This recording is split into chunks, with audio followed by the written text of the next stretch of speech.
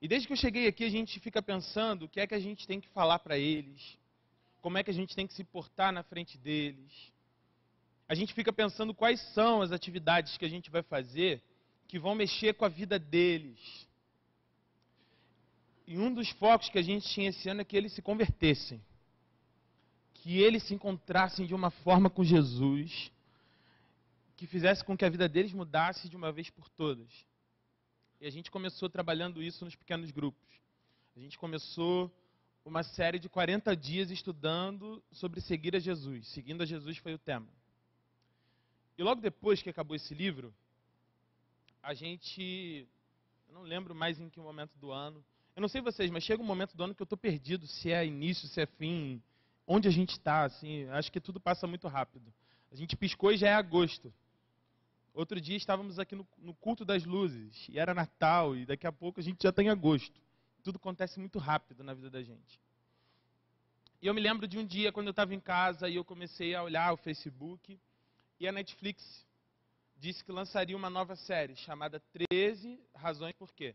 Essa é a tradução para o português do real nome da série, 13 Reasons Why. E a série falava sobre uma menina chamada Hannah. Uma menina como qualquer uma dessas meninas e desses meninos que a gente tem aqui, uma adolescente. Uma adolescente que tinha pais, que tinha um colégio bom, mas uma adolescente que começou a se levar pelos motivos errados para viver uma vida diferente. E para desgostar dessa vida que ela tinha. E quando eu olhei isso, eu falei assim, eu preciso assistir essa série. E eu fiquei esperando que ela saísse e a gente estava no Seguindo a Jesus ainda. Mas quando ela saiu, eu não me lembro na verdade, mas eu acho que era uma terça-feira. E eu comecei a assistir a série. E quando eu assisti o primeiro episódio, eu entendi que o problema era muito mais grave. Quando eu comecei a assistir a série, quando eu tive o desejo de assistir, porque eu sabia que eles iriam assistir, porque é assim.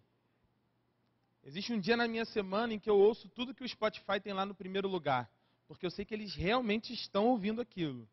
E são umas músicas maravilhosas, você tem que ouvir. Mas se eu cito alguma coisa, eles realmente estão escutando, eles sabem o que é. Eles estão ligados, eles estão antenados. E assim também estão com as séries. E quando saísse uma nova série Teen, eles certamente estariam por dentro. E eles começaram a passar a série, quando eu comecei a assistir, eu fiquei assustado. Eu fiquei assustado porque a gente fala de muita coisa. A gente fala sobre a nossa fé, a gente conversa sobre quem é Jesus, a gente trata de problemas da nossa vida, mas existem alguns assuntos que são muito difíceis da gente abordar. Como é que a gente fala sobre depressão quando há tanta gente na nossa comunidade que sofre de depressão? Como é que a gente fala de divórcio quando tem um monte de gente na nossa comunidade que está com o casamento destruído? Como é que a gente fala sobre suicídio em meio a tanta crise em que o nosso mundo está metido? Como é que a gente fala sobre esses assuntos? Mas eu entendi que se a gente não fala sobre o assunto, alguém vai falar. E foi isso que aconteceu com essa série. Alguém resolveu falar e abordar o assunto para os adolescentes. O grande problema é que aquilo que poderia ser uma série para alertar e alarmar aos pais e aos adolescentes sobre o tema do suicídio, acabou se tornando um gatilho. Acabou mostrando para quem já tinha alguma tendência suicida, ou para quem tinha alguma depressão forte, ou para alguém que estava passando muitos problemas, que haviam pelo menos 13 motivos numa série para que uma menina cometesse suicídio. É isso que acontece. Ela manda 13 fitas para 13 amigos, que se tornam os 13 motivos pelo qual ela decidiu se suicidar. E depois que ela se suicida, ela conta como cada um deles foi um motivo para que ela desistisse de viver. O problema é que enquanto uma série está dando 13 motivos para que alguém faça ou cometa um suicídio, Jesus dá muito mais do que 13 motivos para que a gente viva uma vida em abundância. Ele mesmo diz que Ele é o caminho, a verdade e a vida.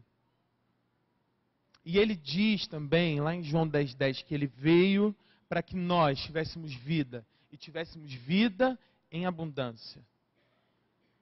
Uma vida boa que começa aqui e que se reflete na eternidade, quando estivermos com Ele, quando estivermos para além daqui. Mas existem coisas que acontecem na vida da gente que deixam a gente em crise. E permitem que a gente fique sem propósito para continuar. E os temas que os adolescentes escolheram para hoje são exatamente esses: missão, propósito.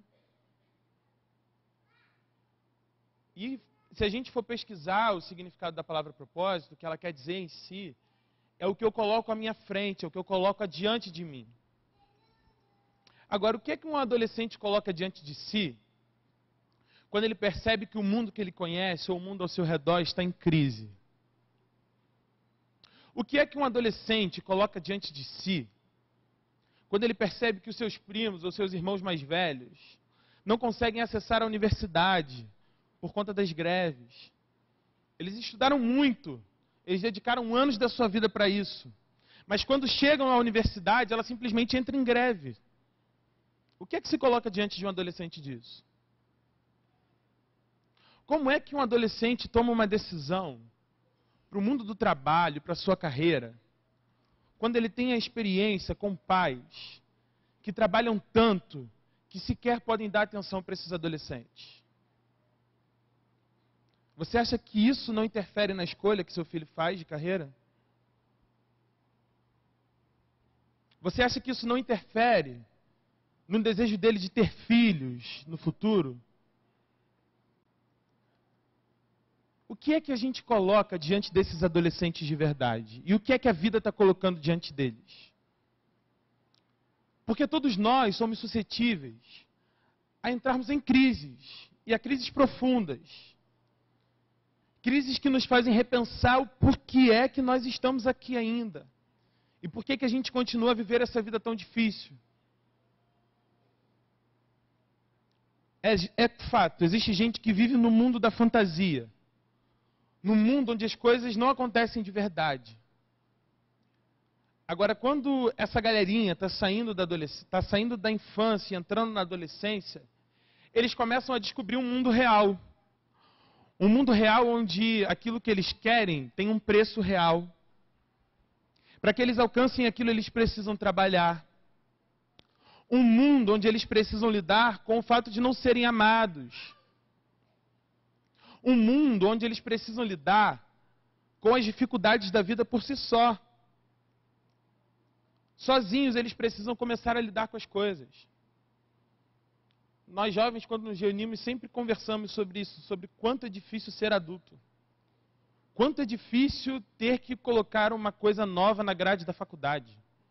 E a faculdade te impossibilita de fazer isso. E como é difícil. Como é difícil ter um problema no banco. Você não precisa ser jovem para dizer que isso é horrível. Ter que ir lá para conversar com seu gerente, mudar as coisas de novo. E ter que... É ruim. A vida adulta é difícil. E essa é a fase da vida onde eles começam a aprender quais são as dificuldades reais da vida. É quando a vida da fantasia começa a deixar de fazer sentido. E quando o conto de fadas começa a sumir. Para que a maturidade venha e a vida real seja apresentada para eles. Agora, que propósitos a gente pode dar para quem sai desse mundo de fantasia, começa a entrar nesse mundo real e começa a ver coisas muito feias, coisas muito diferentes das que eles sonhavam? E como é que a gente pode querer que essa galerinha tão nova descubra novos mundos e opte por uma vocação profissional que faça deles realizados e que leve eles adiante? E que dê orgulho para vocês, pais, avós, tios. Às vezes a nossa existência está cheia de conflitos e dificuldades. E talvez você tenha chegado aqui cheio delas hoje. E eu queria conversar com você sobre um texto que é muito simples, que nem foca tanto o chamado, a vocação, como a gente lê lá em Moisés. Quando a gente lê sobre a história de Moisés, que estava apacentando ovelhas e de repente uma sarça começa a pegar fogo. E é o próprio Deus se manifestando a ele. Ou tantos outros na Bíblia que têm histórias fabulosas de chamado e de convocação. Eu queria que a gente hoje atentasse às coisas simples que Deus nos dá como motivos para a gente continuar a viver. Porque muitas vezes a gente quer motivos que na verdade não são motivos. E hoje pela manhã o pastor Novaes falou sobre alguns desses. Mas eu queria que a gente pensasse então quais são os motivos que podem nos fazer prosseguir, mesmo quando nós estamos em crise. E eu queria que você abrisse a sua Bíblia lá em João, no capítulo 6.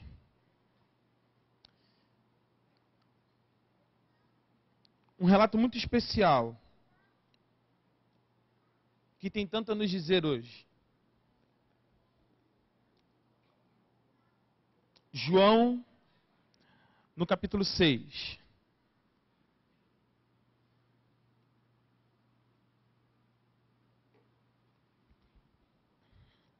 Acompanhe comigo na sua Bíblia ou na projeção que a gente vai ter aqui. Eu vou ler do 1 ao 15. E diz assim para a gente a palavra do Senhor. Algum tempo depois, Jesus partiu para outra margem do mar da Galileia, ou seja, do mar de Tiberíades. E grande multidão continuava a segui-lo, porque viram os sinais milagrosos que ele tinha realizado nos doentes. Então Jesus subiu ao monte e sentou-se com os seus discípulos. Estava próxima a Páscoa judaica, a festa judaica da Páscoa. Levantando os olhos e vendo uma grande multidão que se aproximava, Jesus disse a Filipe: onde compramos pão para esse povo comer? Fez essa pergunta apenas para pô-lo à prova, pois já tinha em mente o que ia fazer. Filipe lhe respondeu: 200 denários não comprariam pão suficiente para que cada um recebesse um pedaço. Outro discípulo, André, irmão de Simão Pedro, tomou a palavra. Aqui está um rapaz com 5 pães de cevada e 2 peixinhos. Mas o que é isto para tanta gente? Disse Jesus: mandem o povo assentar-se. Havia muita grama naquele lugar. E todos se assentaram.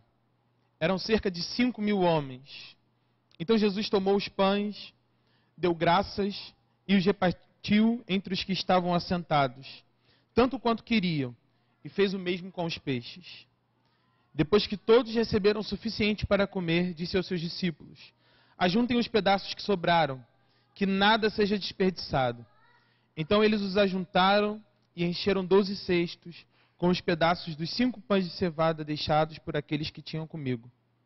Depois de ver o sinal milagroso que Jesus tinha realizado, o povo começou a dizer: sem dúvida, este é o profeta que devia vir ao mundo. Senhor, nos ensina pela sua palavra nessa noite. Nos deixa entender tudo o que ela tem para nos dizer hoje. E que a gente não se furte da certeza de que o Senhor quer falar com a gente. Essa é a minha oração em nome de Jesus. Amém. Por onde Jesus andava uma galera modorrenta atrás dele. Gente pobre. Gente que não tinha o que comer. Gente que não tinha onde dormir nem onde morar. Gente que estava procurando alívio para suas dores. É por isso que lá no Sermão do Monte, e quando ele profere as bem-aventuranças, ele está falando de gente muito sofrida. Gente que está chorando os seus mortos. Gente que está encontrando dificuldade. Gente que é afligida por Roma e que precisa chorar por conta disso. Gente que é humilde, mas não humilde por conta da decisão que tomou de ser humilde, mas porque as circunstâncias fizeram com que eles fossem humildes, com que eles ficassem na deles, com que eles vivessem daquela forma. Mas todas as vezes que essa multidão se encontra com Jesus, eles encontram uma palavra de vida, uma palavra que incentiva a caminhada dessas pessoas. Eles recebem de Jesus combustível para continuar. E é por isso que a gente continua a se reunir. Porque todos nós precisamos de combustível para continuar. O problema é que a gente às vezes não reconhece que precisa de combustível para continuar. E quando a gente está perto de esvaziar o tanque, a gente acaba se desesperando.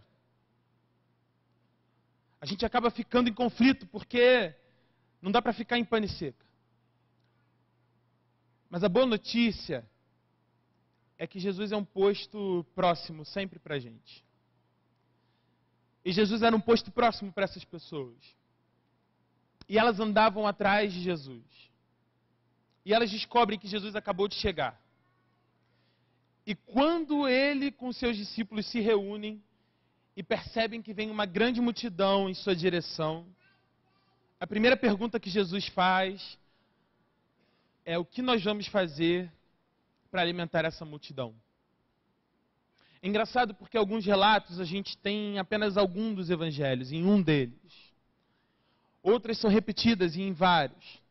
E essa história, esse relato, ele consta nos 4 evangelhos, em Mateus, em Marcos, em Lucas e em João. Mas João separa 3 coisas interessantes que os outros evangelistas não mostram para a gente. E a primeira é essa. Nos outros relatos, quem se preocupa são os discípulos, que vêm até Jesus e falam: Jesus, e aí? O que é que a gente vai fazer para dar pão para tanta gente? Eu fico pensando, ontem nós tínhamos aqui cerca de 50 adolescentes. E tínhamos cerca de 50 pizzas.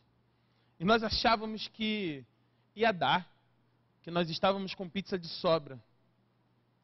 Quando a programação acabou, que eu só vi 4 pizzas no congelador, eu fiquei assim: meu Deus do céu, foi por pouco. Quando eu fui comprar essas pizzas, haviam 5 caixas dentro do meu carro, e eu olhei aquilo e falei assim: isso é muita coisa, eu exagerei. Não é possível que eles vão comer isso tudo. Eu fui na loja comprar mussarela para botar nessa pizza.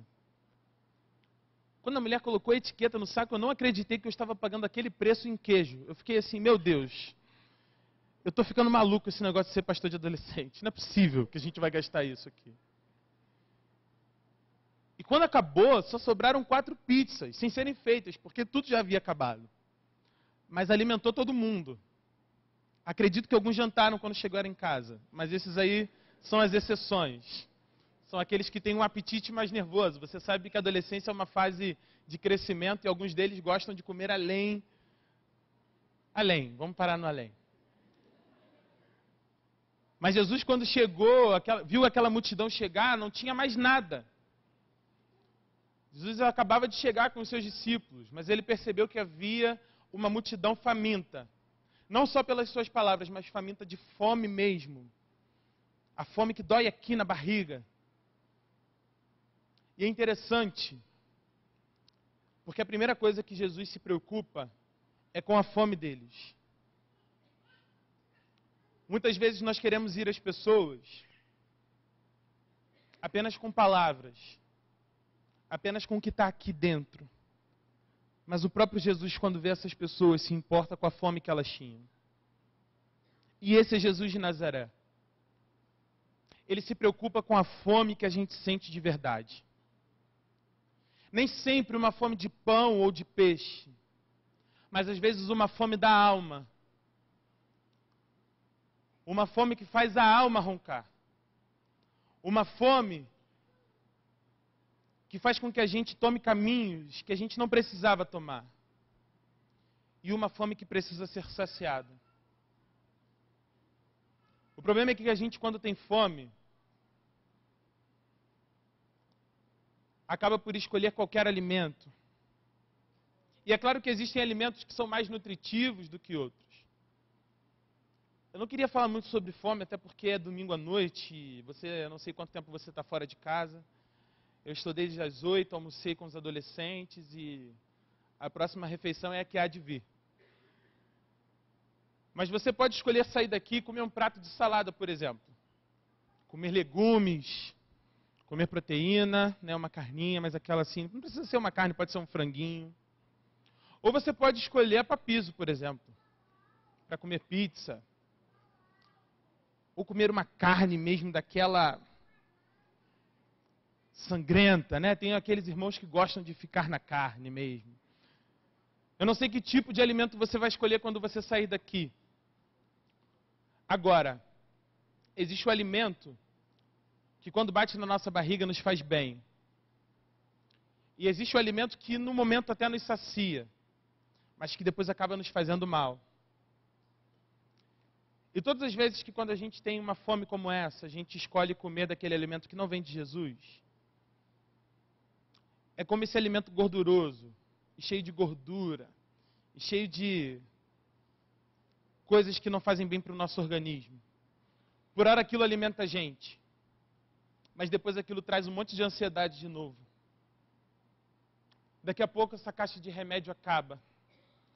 E daqui a pouco, tudo isso vai embora de novo. E a gente fica carente. Mas há um alimento que vem do próprio Jesus para a gente. E Ele se preocupa com as nossas necessidades. Há crises que fazem com que a gente esqueça de quem é Deus e do que Ele pode fazer por nós. E muitas vezes, quando esquecemos os propósitos da nossa vida, nós esquecemos de que é Ele quem pode nos dar a provisão. De que é Ele que olha para nós e diz, Ele está precisando, ela está precisando. Jesus continua se preocupando comigo e com você. Ainda que não pareça às vezes, ou ainda que você tenha escolhido esquecer dele por enquanto.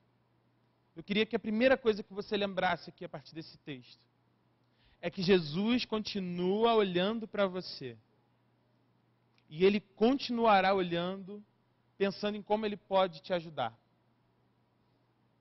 Jesus não é do tipo que se esquiva e que se afasta quando a gente tem problemas. Mas Ele é do tipo que nos olha e pensa nas nossas mais profundas necessidades.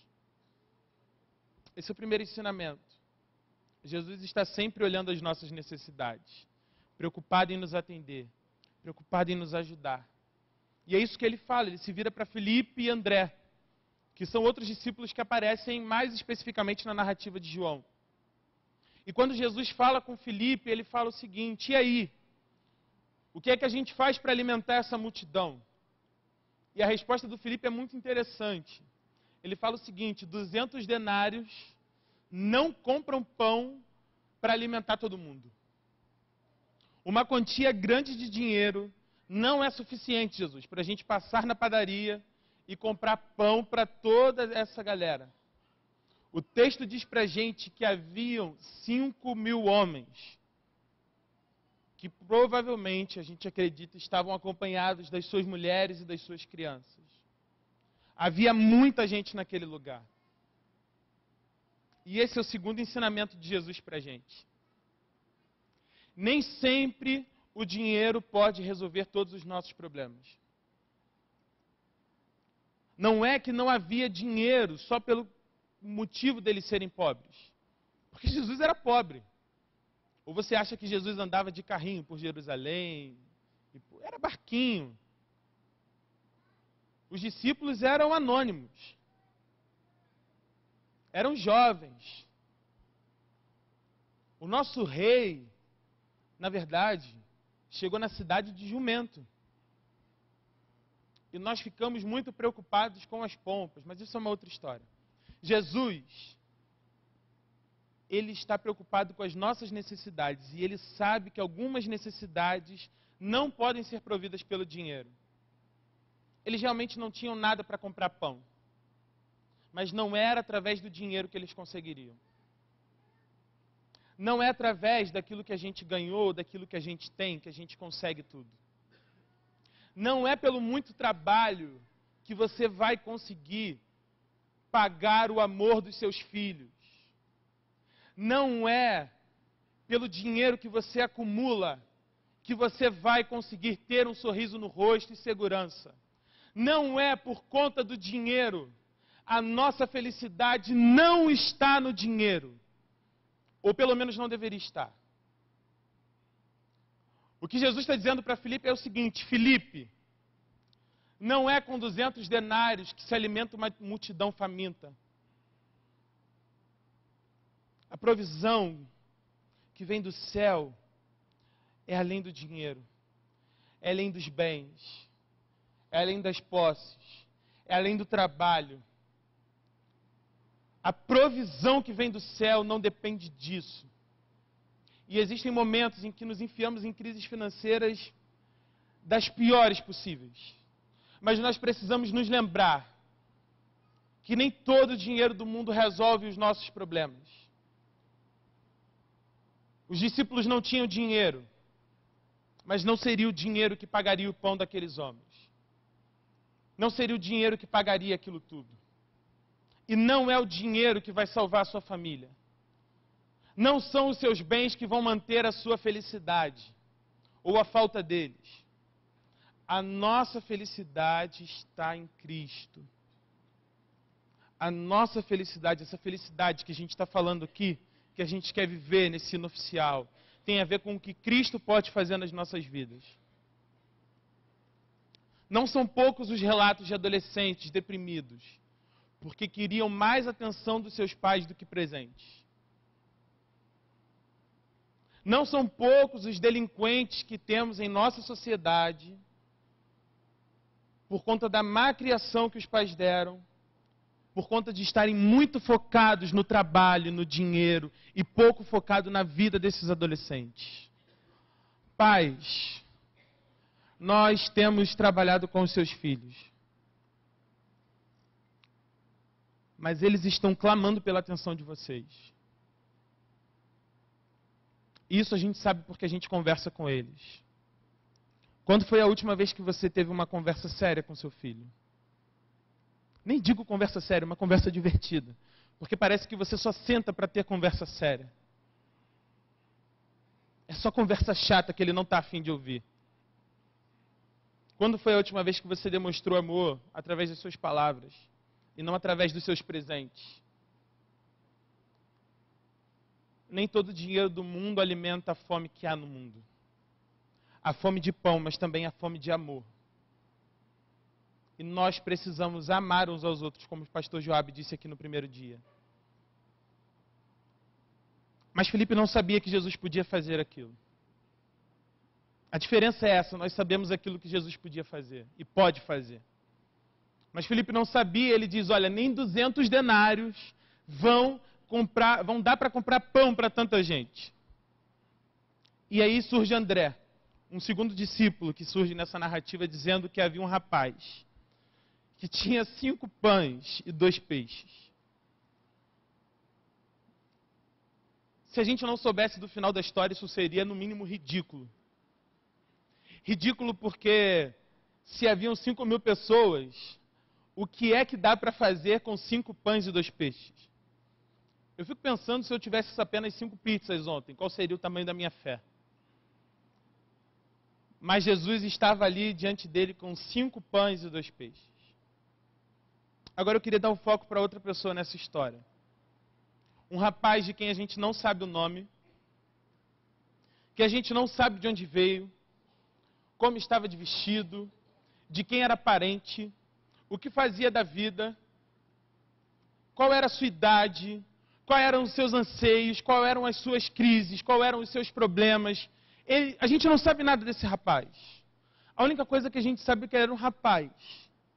Ele era novinho, ele era jovem ou adolescente. Eu acredito que adolescente. Porque mãe em geral faz algumas coisas, mas mãe de adolescente tem algumas coisas assim que elas sempre fazem. A primeira é leve o casaco. A segunda é leve o guarda-chuva.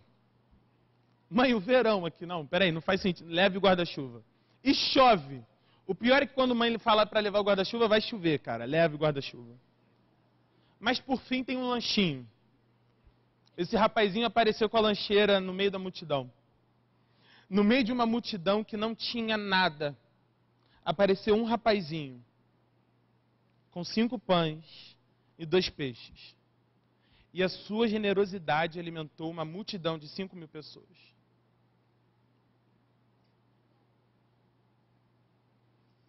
A gente nunca sabe o que é que Deus pode fazer com o que a gente tem nas mãos. A gente nunca sabe. E às vezes essas crises esgotam a gente de uma maneira que colocam a gente pequenininho, com o coração apertado, como se a gente não pudesse entregar mais nada. Como se nós fôssemos os últimos seres humanos. Como se nós fôssemos dos piores o pior. Mas é nesse momento em que a gente tem muito pouco ou quase nada, que Jesus entra e muda a história da vida da gente. E pega 5 pães e 2 peixes e alimenta uma grande multidão. Eu queria que você soubesse que é isso que Deus quer usar de você. Eu queria que você, adolescente, entendesse que é isso só que Deus precisa para te usar. A gente abriu esse culto cantando uma música que diz que se você for curar, me usa para orar. Se você for falar, me usa como profeta. Agora, para Deus usar alguém como profeta, Ele não precisa que você tenha uma boa oratória, ou que você seja pastor, ou que você tenha aprendido alguma coisa. Deus só precisa que você tenha 5 pães e 2 peixes.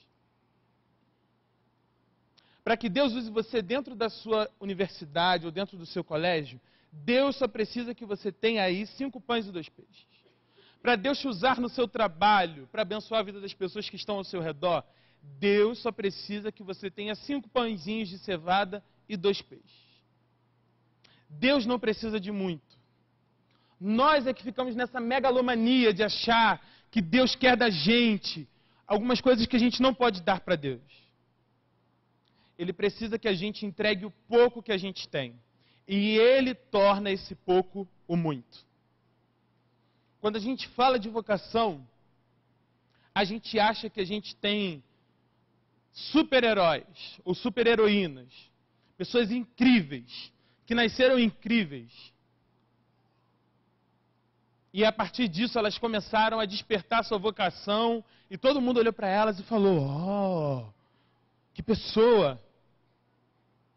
Mas tudo que essas pessoas fizeram foi entregar o pouco que elas tinham em mãos a Deus e pedir que Deus abençoasse aquilo. E Deus multiplicou aquilo para que muita gente pudesse ter a sua fome saciada. E Deus, eu tenho certeza, que distribuiu 5 pães e 2 peixes para muitos de vocês. Porque como a gente aprendeu com o pastor Joabe aqui ontem, no sábado, Deus é um pai que ama como mãe. E quando a gente sai de casa, Ele se preocupa se a gente leva o casaco, se a gente leva a sombrinha, o guarda-chuva. E Ele também manda um lanchinho. Agora, o que muda é o que você decide fazer com o seu lanchinho.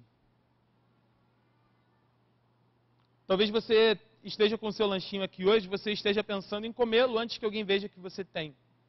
Porque é tanta gente que você não vai poder fazer nada por isso. Talvez você esteja com o seu lanchinho aqui hoje e você queira repartir ele só com os seus amigos.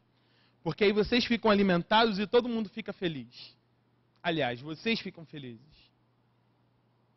Mas pode ser que hoje você tenha entendido de verdade, que esses 5 pãezinhos, esses 2 peixinhos que tem aí na lancheira que cada um de nós temos, pode abençoar a vida de muita gente. E é isso que traz sentido para a vida da gente de volta. É isso que dá razão para a gente viver. A maneira como a gente entende o compartilhar e a generosidade que a gente tem para doar aquilo que Deus já nos deu. E eu tenho certeza que existem coisas que Deus já te deu. Por isso, se a crise está apertando para você, eu queria que você lembrasse disso hoje. Existem coisas que Deus já deu para você. E talvez você esteja procurando por coisas que não fazem o menor sentido, quando Deus já tem dado coisas para você. Esse Deus que te olha chegando e vê que você está com fome. Esse Deus que sabe que nem todo o dinheiro do mundo resolve os problemas da gente, mas que sabe que quando a gente é generoso e quando a gente se coloca diante dele, ele transforma o nosso pouco em alimento para uma multidão.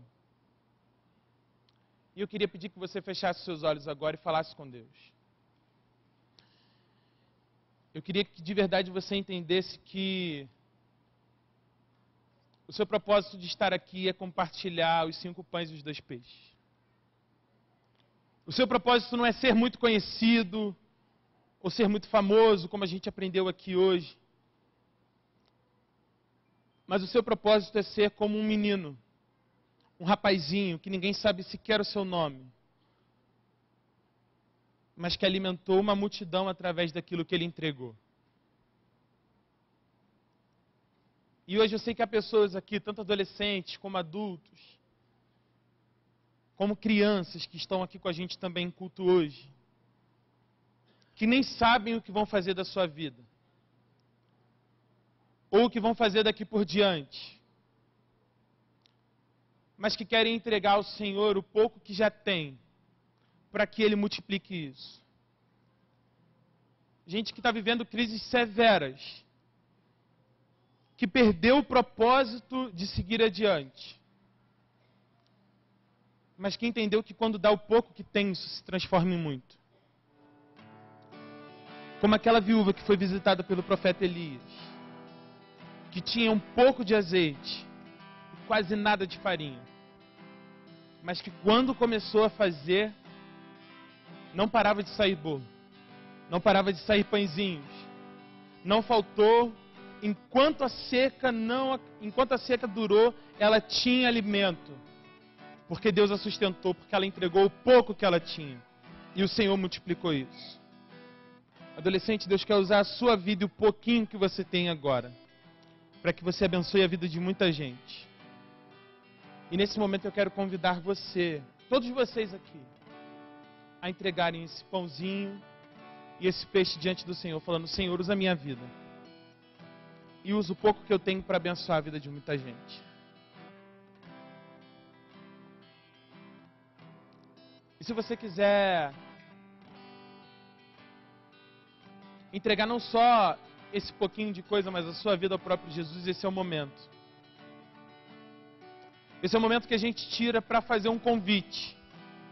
Um convite a todos aqueles que ainda não tinham encontrado de fato com Jesus. Aqueles que só ouviram a sua voz ou ouviram falar dele em algum lugar, mas que de fato nunca experimentaram uma vida do lado desse Jesus. E esse é o momento que nós temos todos os domingos aqui de decisão, de entregar a nossa vida para esse Jesus que cuida da gente, para esse Jesus que renova cada dia as razões que a gente tem para viver. E talvez você tenha entrado aqui hoje sem saber que receberia esse convite. Mas eu queria convidar você a entregar a sua vida para Jesus. Entregar-se a Ele integralmente. De forma que Ele vai cuidar da sua vida de hoje para todo sempre. E que a partir daqui é Ele que vai cuidar de todo o seu ser. De tudo que você é. E de tudo que você virá a ser. Se você quer entregar essa vida para esse Jesus, eu queria que você fizesse um sinal com a sua mão, para que a gente soubesse que você está entregando a sua vida para Jesus hoje, para que a gente soubesse que você está a fim de entregar a sua vida inteira para Ele. Estão todos de olhos fechados? Não se preocupe com isso. Sinalize para a gente saber assim que tem alguém hoje entregando a sua vida para Jesus. Alguém? Deus te abençoe. Deus te abençoe. Deus te abençoe. Alguém mais? Deus te abençoe. Deus te abençoe. Deus te abençoe. Deus te abençoe. Deus te abençoe. Há tanta gente aqui hoje. Deus te abençoe. Deus te abençoe. Entregando a sua vida para Jesus. Entendendo que Ele é aquele que cuida. Ele é aquele que traz motivo para a gente continuar a viver. Há mais alguém que quer entregar a sua vida para Jesus nessa noite? De uma vez por todas e dizer: Jesus, a minha vida é do Senhor. Deus te abençoe, cara. Amém. Eu queria convidar vocês aqui na frente para que a gente orasse junto com vocês. Se tiver alguém do seu lado aí, você tiver com vergonha, fala assim: vem comigo. Vamos lá. Eu preciso de companhia. Esse é o momento que a gente, como comunidade, quer abençoar a sua vida. Que a gente quer firmar esse momento e esse passo que você deu. Eu vou descer porque eu quero orar contigo.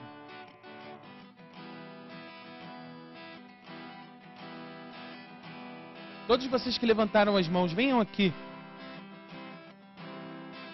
Você não precisa ter vergonha. Esse é o momento que a gente quer abraçar você.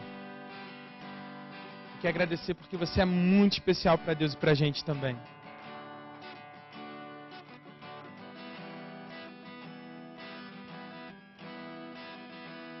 Vem pra cá, a gente quer orar contigo. A gente quer orar pela vida de vocês.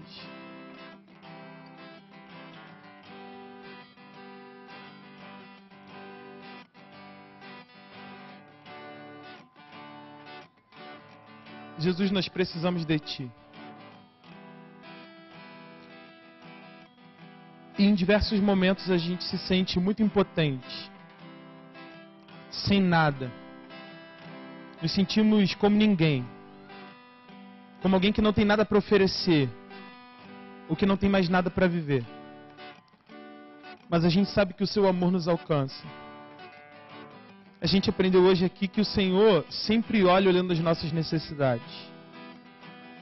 E o Senhor pega esse pouquinho que a gente tem e transforma num banquete que faz sobrar cestos e mais comida. O Senhor sempre multiplica aquilo que ainda há de bom na gente. E eu quero pedir que o Senhor cuide desses meus irmãos que estão aqui na frente agora. Eu quero entregar a vida deles nas Suas mãos, Senhor. Eu quero pedir que o Senhor cuide da família deles, que o Senhor cuide dessa decisão que eles estão tomando, de entregarem as suas vidas ao Senhor e de viverem integralmente para Ti, meu Pai. Que eles sintam o Seu amor cuidando deles a cada dia e que eles vivam a verdade e a bênção que o Evangelho nos traz. Nos usa como comunidade para sermos uma bênção na vida deles, Senhor. E eu te peço que o Senhor permita que eles também sejam uma bênção nas nossas vidas. É isso que nós oramos ao Senhor, agradecidos por tudo. Em nome de Jesus. Amém. Amém. Deus abençoe vocês. Se houver alguém tem alguém do discipulado aqui que pode acompanhar esse pessoal? Tem? Tá aqui. Vocês que vieram aqui na frente, passem por aqui, você, por favor. Passe por aqui para a gente poder anotar o nome de vocês e vocês receberem uma literatura ali, tá bom? O louvor